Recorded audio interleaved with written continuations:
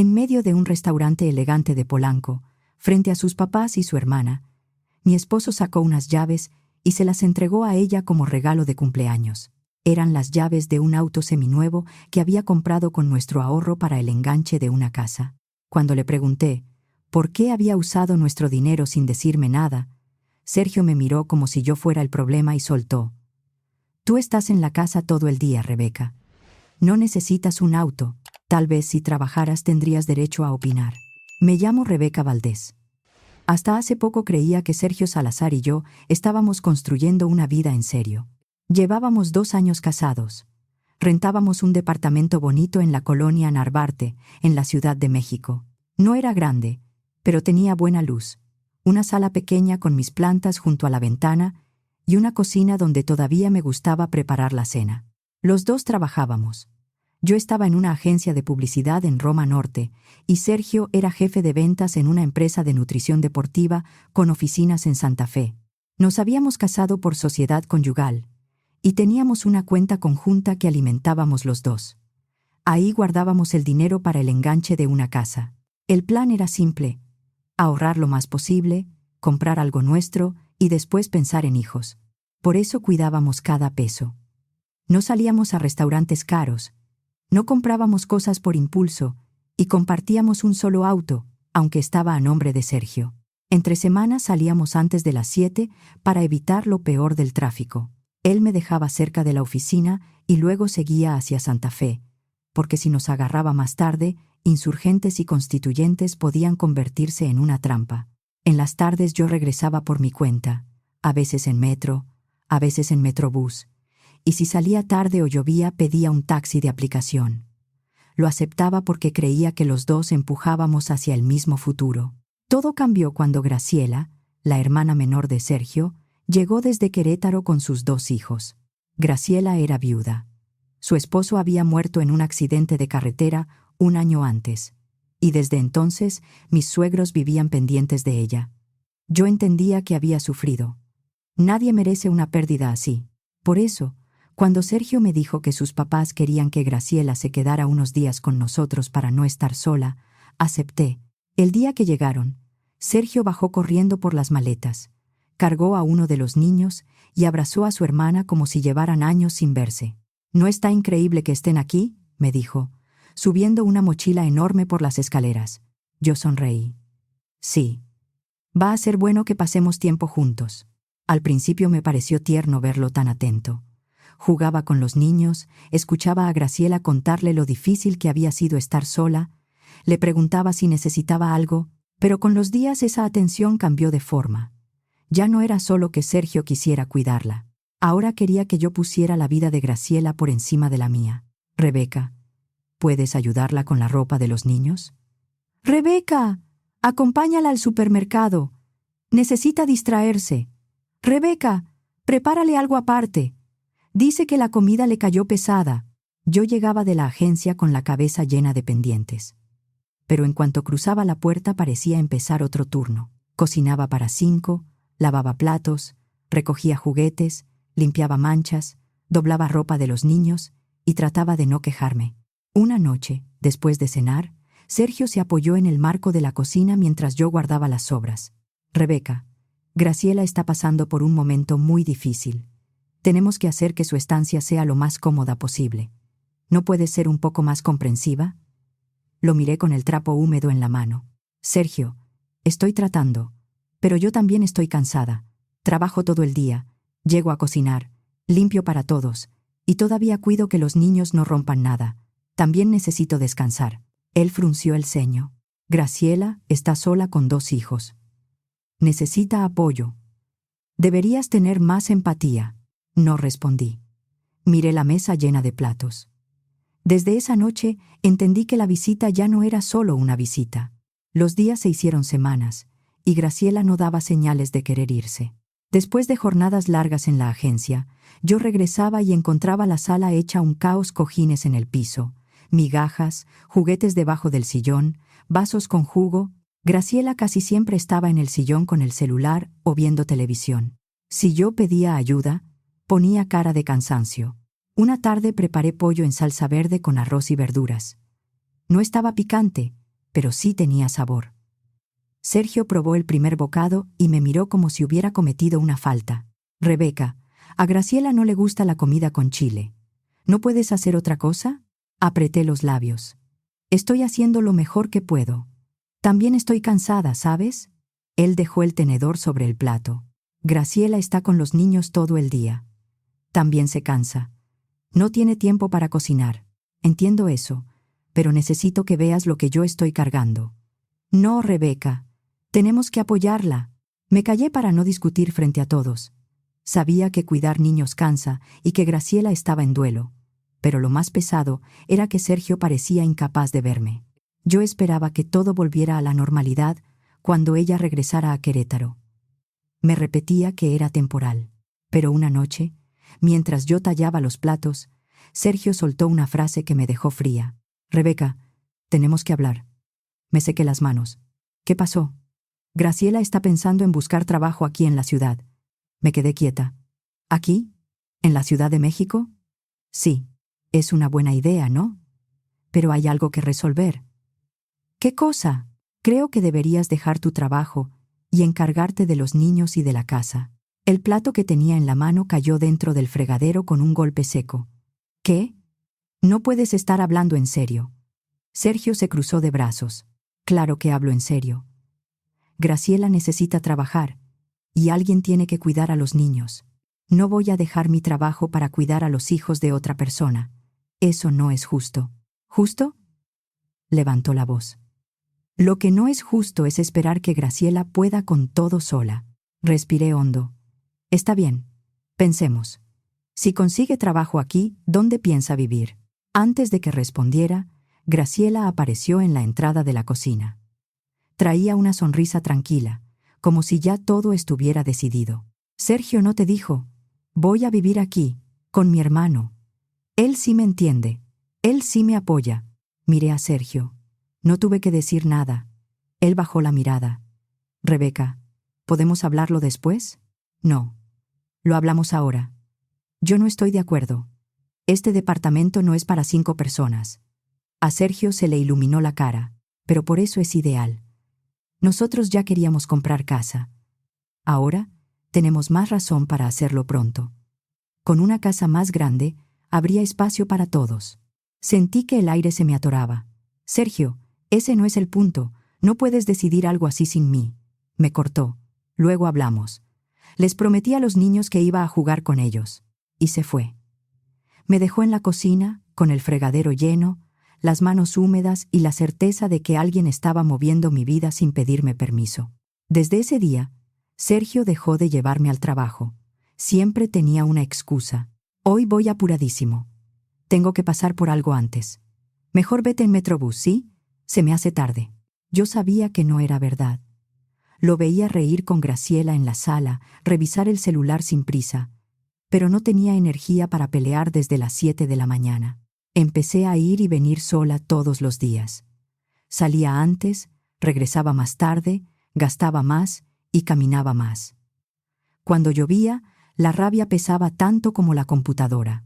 Una tarde logré salir temprano de la agencia. Pensé que podría adelantar la cena y tener media hora para mí. Pero en cuanto abrí la puerta, encontré la sala destruida. Graciela estaba acostada en el sillón, con los ojos en la televisión.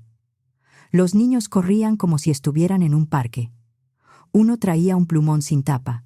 El otro arrastraba una maceta por el piso. Graciela, dije. ¿Qué pasó aquí? Ella apenas volteó. Los niños estaban aburridos. Los dejé jugar. Había rayones de crayón en una pared, una mancha oscura en el sillón y tierra regada junto a la ventana. Mis plantas estaban tiradas. Una maceta estaba rota. Esto no es jugar. Están destruyendo la casa.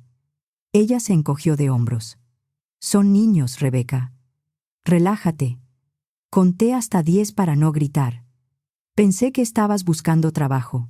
¿Has tenido alguna respuesta? Movió la mano con flojera. Mandé currículums, pero nada bueno. Todos quieren que trabajes demasiado y pagan muy poco. Estoy esperando algo que valga la pena. Tampoco estoy desesperada. Claro que no estaba desesperada. Tenía techo, comida, ayuda y a Sergio defendiéndola de todo. Esa noche, mientras nos preparábamos para dormir, lo intenté otra vez. Sergio, necesitamos poner reglas. Graciela no puede dejar que los niños hagan lo que quieran, y también tiene que ayudar en la casa, aunque sea recoger lo que usan. Él suspiró como si yo fuera el problema. Rebeca, está pasando por algo difícil. ¿No puedes tenerle paciencia? Le he tenido paciencia durante semanas. Pero la casa se está dañando, yo estoy haciendo todo, y tú actúas como si exagerara. Baja la voz, dijo entre dientes. Vas a despertar a todos. Eso es lo único que te preocupa. Se sentó en la orilla de la cama y se talló la cara. Mira, sé que no es ideal, pero es familia, y la familia se apoya. Esa noche, mientras él dormía, me pregunté en qué momento dejé de ser parte de esa familia. La situación empeoró. Cada vez que yo trataba de poner orden, Graciela iba con Sergio a quejarse. Una tarde escuché su voz desde el pasillo.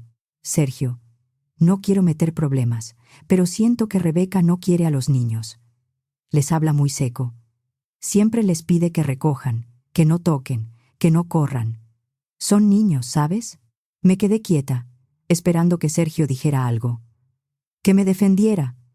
Pero él suspiró. Perdón, Graciela. Voy a hablar con ella. Esa noche me enfrentó en la recámara.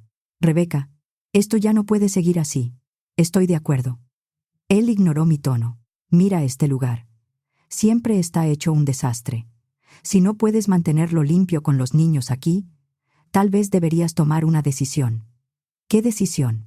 Tal vez deberías considerar dejar tu trabajo.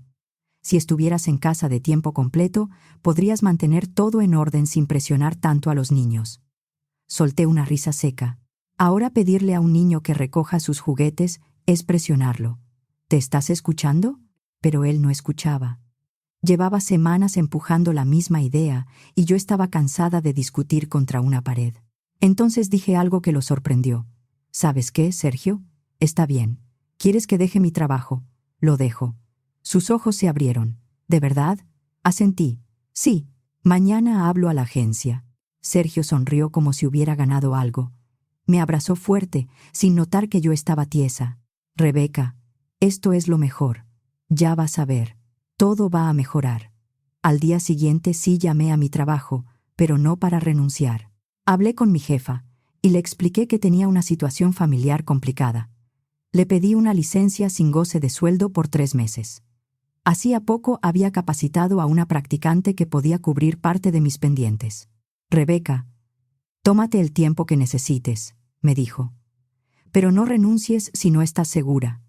Tienes un lugar aquí. Cuando colgué, sentí alivio y tristeza. No estaba dejando mi empleo. Me estaba dando 3 meses para mirar mi matrimonio de frente. Esa noche le dije a Sergio que ya no iría a la agencia. No le expliqué detalles. Él tampoco preguntó por mi renuncia, ni por papeles, ni por nada. Escuchó solo lo que quería escuchar. Se le iluminó la cara y miró a Graciela con una sonrisa de triunfo. ¿Ves? ¿Te dije que Rebeca iba a entender? Ella sabe lo importante que es la familia. Graciela sonrió como si yo acabara de aceptar un puesto bajo sus órdenes. A la mañana siguiente, Sergio me dio un beso rápido antes de irse. Que tengas buen día en casa, amor. Sé que lo vas a hacer increíble. Forcé una sonrisa. Lo vi marcharse en el auto y cerré la puerta. Graciela ya estaba en el sillón con el control remoto. Los niños corrían dejando juguetes y migajas por toda la sala. Desde ese día mi vida se volvió un ciclo de quehaceres y cuidado infantil. Me levantaba temprano para preparar desayuno para todos. Hot cakes para los niños, café para Sergio, algo ligero para Graciela porque decía que en la mañana casi todo le caía mal. Luego preparaba la comida de Sergio para la oficina, recogía la cocina, barría, lavaba ropa, limpiaba el baño, hacía comida, lavaba platos y cuidaba que los niños no rompieran otra planta, otra pared, otro rincón del departamento. Mientras tanto, Graciela vivía como si estuviera descansando en casa ajena. Algunos días se iba al centro comercial. Otros decía que iba por un café con una amiga. Los sábados le pedía el auto a Sergio y desaparecía horas, dejándome a sus hijos sin preguntarme si yo tenía algo que hacer. Sergio parecía no notar nada. Llegaba en la noche, me daba un beso en la mejilla y preguntaba: «¿Cómo estuvo tu día, amor?», como si yo hubiera elegido esa vida, como si estar encerrada limpiando lo que otros ensuciaban fuera un descanso. Una noche, mientras servía la cena, Sergio hizo un anuncio. «El cumpleaños de Graciela es el próximo mes», dijo sonriendo. «Estoy planeando algo especial». Graciela juntó las manos. «A ver, cuenta». Sergio negó con la cabeza. «No, es sorpresa. Solo aparta la noche del día 15. Yo seguí sirviendo arroz en silencio. No pregunté. No quería discutir. Pero algo en su tono me dejó inquieta. Llegó la noche del cumpleaños. Sergio me dijo que una vecina del edificio, a la que varias familias le pagaban por cuidar niños unas horas, se quedaría con los niños porque quería una cena de adultos. Me pareció raro, pero no dije nada. Nos subimos al auto y fuimos a un restaurante elegante en Polanco. Era de noche, no llovía y el tráfico estaba más tranquilo, así que el camino desde Narvarte no fue pesado. Llegamos a un lugar de luz baja, mesas separadas y meseros que hablaban en voz suave. Mis suegros ya estaban ahí. Se levantaron para abrazar a Graciela, la llenaron de halagos, le dijeron que se veía preciosa, que merecía una noche especial, que era una mujer fuerte. A mí me saludaron con un beso rápido, casi por compromiso. Nos sentamos. Yo miraba la mesa como si estuviera viendo una escena desde lejos, copas brillantes, platos grandes con porciones pequeñas y una familia entera girando alrededor de Graciela. Durante la comida hablaron de ella, sus problemas, su fortaleza, sus sueños, lo difícil que era criar niños sola. Yo asentía y movía la comida en el plato. Después del plato fuerte, Sergio se puso de pie y tocó su copa. «Quiero brindar por mi hermana Graciela», dijo. «Has pasado por cosas muy duras y sigues de pie. Te admiro muchísimo». Graciela sonrió. Sergio continuó: «Y para celebrar tu cumpleaños, tengo una sorpresa». Metió la mano al bolsillo y sacó una cajita pequeña. Por un segundo pensé, absurdamente, que quizá era algo para mí. Una señal de que todavía veía todo lo que yo había cedido. Pero Sergio se giró hacia Graciela. «Sé que moverte con los niños ha sido complicado». Abrió la caja. Adentro había unas llaves de auto. «Feliz cumpleaños, hermanita. Tu propio coche, como siempre quisiste». La mesa estalló en aplausos. Graciela se levantó y abrazó a Sergio. «No lo puedo creer. Eres el mejor hermano del mundo». Yo me quedé inmóvil. «Un auto. Le había comprado un auto». Recordé todas las veces que le dije a Sergio que necesitábamos un segundo coche. Las tardes en transporte público, las lluvias, los taxis, los días en que él me decía que no podíamos gastar porque estábamos ahorrando para la casa. Recordé cada todavía no, cada hay que ser responsables, cada primero el enganche. Traté de mantener la voz firme. «Sergio, ¿puedo preguntar por qué compraste un regalo tan caro para Graciela?». La mesa se quedó en silencio. La sonrisa de Sergio se apagó apenas. «Graciela necesita un coche. Tiene 2 hijos. Se le complica llevarlos al doctor, al parque, a sus vueltas. Además, lo va a necesitar cuando empiece a trabajar. ¿Y yo? Te he dicho durante meses que necesitamos un segundo auto». Su expresión se endureció. «Tú estás en la casa todo el día, Rebeca. No necesitas un auto». Sentí que me faltaba aire. «¿Cuánto costó?». Sergio se movió incómodo. «Rebeca, no hagas esto aquí». «¿Cuánto costó?». Bajó la mirada. 320,000 pesos. Por un momento dejé de escuchar el restaurante. «¿De dónde sacaste ese dinero?». Se aclaró la garganta. «De la cuenta conjunta». «Pero no te preocupes. Lo voy a reponer cuando me den el bono». Yo llevaba semanas sin revisar esa cuenta porque se suponía que ninguno de los dos podía tocarla sin avisarle al otro. Era nuestro ahorro para la casa, no una bolsa abierta para resolver caprichos familiares. «Usaste nuestro ahorro sin consultarme. Ese dinero era para el enganche». Mi suegra soltó un sonido de indignación. «Rebeca, ¿cómo puedes ser tan egoísta? Tu cuñada necesita ese coche». Ya no me importó lo que pensaran. ¿Egoísta? Yo he cedido todo por esta familia. Mi tiempo, mi casa, mi descanso, y ahora esperan que me quede callada mientras Sergio regala nuestros ahorros. Sergio tenía la cara roja. Si vas a ponerte así de interesada, pido un crédito y repongo el dinero. ¿Contenta? No. No quiero que pidas un crédito. Quiero que vendas el auto y regreses el dinero a donde pertenece. Graciela, que hasta entonces había estado callada, habló con veneno. ¿Ves, Sergio? Te dije que Rebeca quería controlarte. No soporta que hagas algo por tu familia. Mis suegros asintieron. Mi suegro me miró con dureza. Rebeca, tienes que aprender cuál es tu lugar. Sergio es quien sostiene la casa. Me dolió más de lo que quise mostrar. Estaba rodeada de personas que no me veían como una mujer con derechos. Me veían como alguien que debía obedecer, servir y sonreír. Sergio se levantó tan rápido que su silla raspó el piso. Ya basta, Rebeca. Arruinaste la noche con tu actitud. ¿No sabes comportarte en público? Los ojos me ardieron, pero no lloré ahí. Me puse de pie y tomé mi bolsa. Me voy. Perfecto, respondió Sergio. Lárgate, malagradecida. Vives de mi dinero y todavía te atreves a cuestionar mis decisiones. Tal vez si trabajaras tendrías derecho a opinar. Sus palabras me dejaron fría. Quise decirle que no había renunciado, que seguía teniendo mi empleo, que solo estaba de licencia.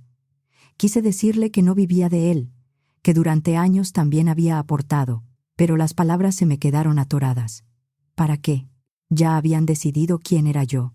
Caminé hacia la salida con las manos temblando. Detrás de mí todavía alcancé a escuchar a Sergio. Yo trabajo todo el día, y ella se cree con derecho a decirme qué hacer. El aire fresco de la noche me pegó en la cara al salir. Entonces sí lloré. Lloré de rabia, de vergüenza y de cansancio. Nunca me había sentido tan humillada. Pedí un taxi de aplicación y regresé al departamento. A esa hora el camino a Narvarte fue más rápido de lo normal, pero a mí se me hizo eterno. Cuando entré, la vecina que cuidaba a los niños se levantó sorprendida al verme con los ojos hinchados. ¿Todo bien, Rebeca? Tragué saliva. Sí, gracias por quedarte. Yo me encargo. No insistió. Tomó sus cosas y se fue. Fui directo a la recámara. Saqué una maleta del closet y empecé a empacar. Ropa, documentos, cargadores, artículos de baño, una libreta, algunas fotos. No me llevé mucho, solo lo suficiente para no sentir que salía con las manos vacías. Dejé una nota sobre la cama. Me voy a quedar en un hotel. No intentes buscarme.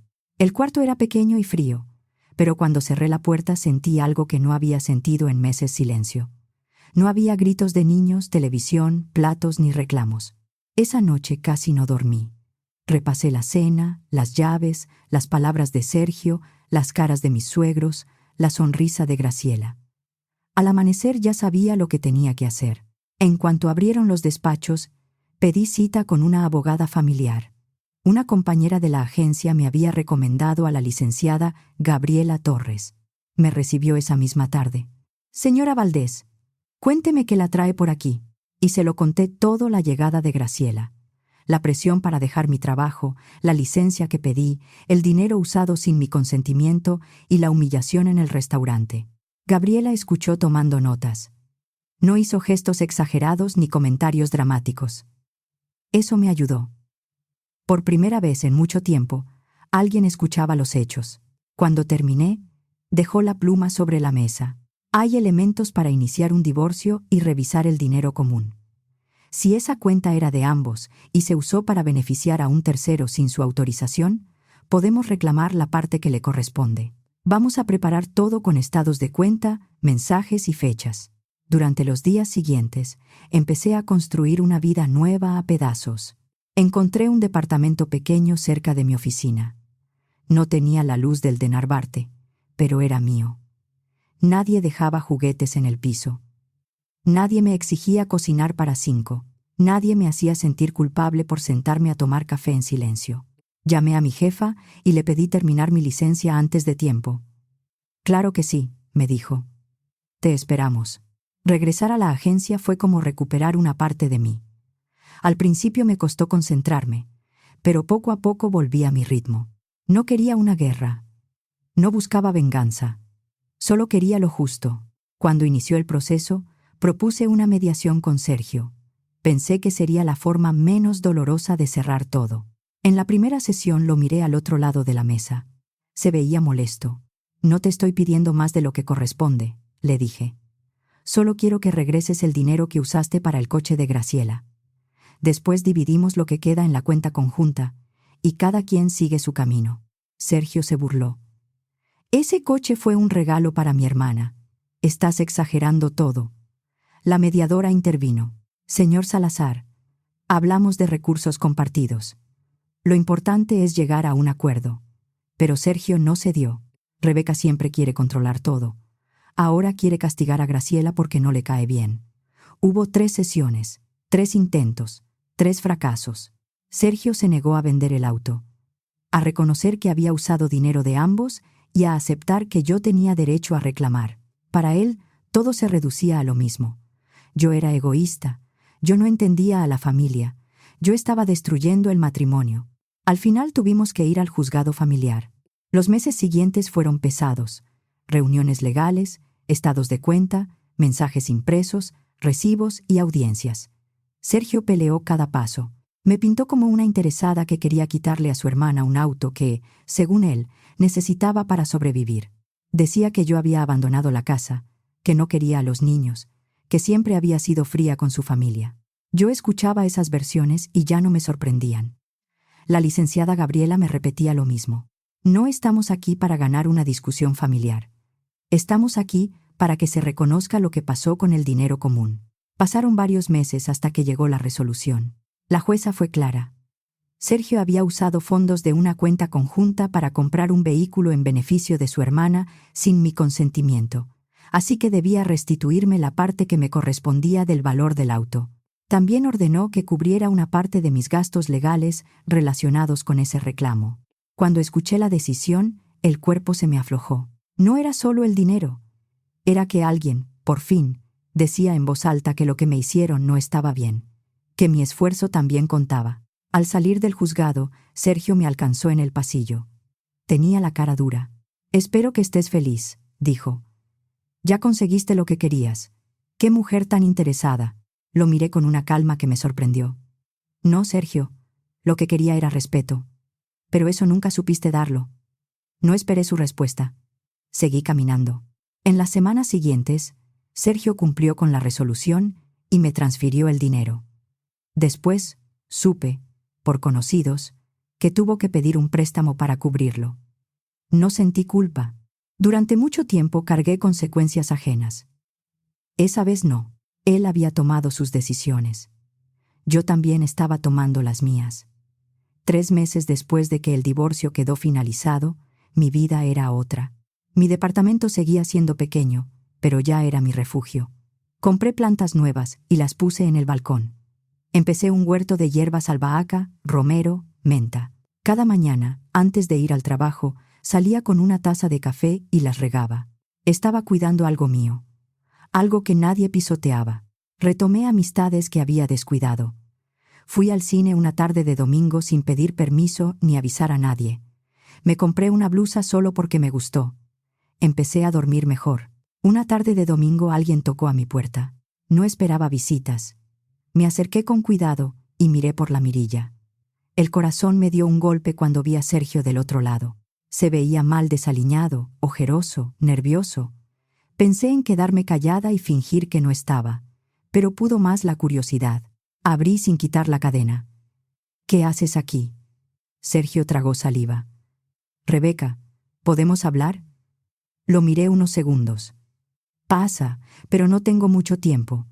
Quité la cadena y me hice a un lado. Entró despacio. Sus ojos recorrieron el sillón limpio, la mesa ordenada, las plantas en el balcón y la tranquilidad de un lugar donde nadie estaba peleando. «Te ves bien», dijo. «Tu departamento está bonito». «Gracias». «¿Qué necesitas, Sergio?» Se sentó en el sillón y se pasó las manos por el cabello. «Me equivoqué, Rebeca. Ya lo sé. Vine a pedirte perdón y a pedirte otra oportunidad».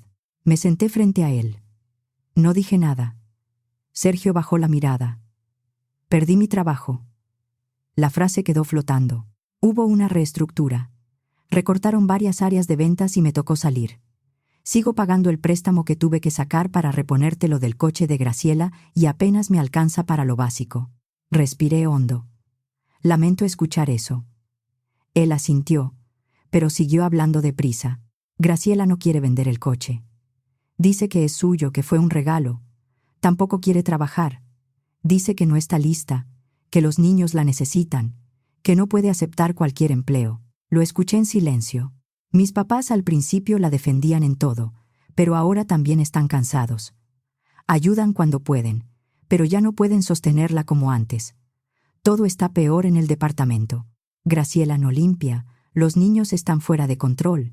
El administrador ya me llamó por el ruido y por las quejas de los vecinos. El dueño dice que quizá no me renueva el contrato. Sergio se quedó mirando sus manos.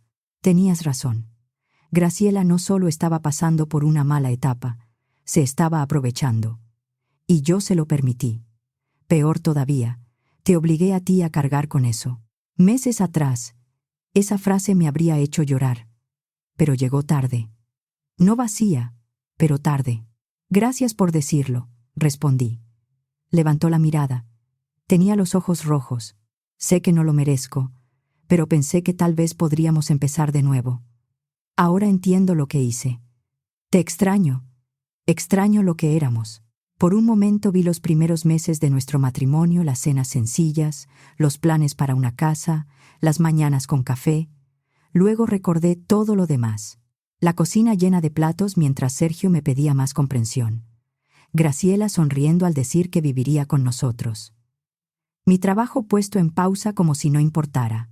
El restaurante, las llaves, los 320,000 pesos, la frase de que yo no tenía derecho a opinar. Sergio, agradezco tu disculpa. Y de verdad siento que estés pasando por esto. Pero no puedo volver. Su cara se vino abajo. Rebeca, cambié. Tal vez, pero yo también. Se quedó callado. Estos meses me enseñaron qué puedo sostener y qué ya no voy a aceptar. Si me traicionaste así cuando las cosas se pusieron difíciles, ¿cómo puedo saber que no volverías a hacerlo? No lo haría, dijo rápido. Te lo juro. Puede ser. Pero eso no cambia algo importante. Ahora estoy más tranquila. Sergio parpadeó. ¿Sin mí? Sin miedo. Vuelvo del trabajo y mi casa está en paz. Tomo decisiones sin que alguien me llame egoísta. Uso mi dinero sin defender cada peso. Duermo sin sentir que al día siguiente tengo que demostrar que valgo. No respondió. Yo te quise mucho. Por eso aguanté más de lo que debía. Pero querer a alguien no significa volver al lugar donde te hicieron sentir invisible. Bajó los hombros. Entonces ya está. ¿No hay ninguna oportunidad para nosotros? Me levanté. No con enojo. Con firmeza. Creo que es mejor que te vayas. Sergio se puso de pie lentamente. Caminó hacia la puerta y antes de salir se volvió una última vez. De verdad lo siento, Rebeca. Por todo. Lo miré y sentí tristeza, pero no duda. Lo sé. Adiós, Sergio. Cerré la puerta detrás de él y me quedé apoyada contra la madera. Solté un suspiro largo. Había tristeza por los sueños que alguna vez compartimos. Coraje por todo lo que tuve que perder para que él entendiera. Pero por encima de todo había alivio. Caminé hacia el balcón y miré mis plantas. Las hojas de albahaca se movían apenas con el aire de la tarde. Mi café seguía tibio sobre la mesa. El departamento estaba en silencio. No dejé de creer en la familia. Dejé de creer que amar a alguien significaba permitir que usara mi vida como si no fuera mía. Esa tarde regué mis plantas, cerré la puerta del balcón y me quedé ahí, en mi casa, sin pedirle permiso a nadie para estar en paz.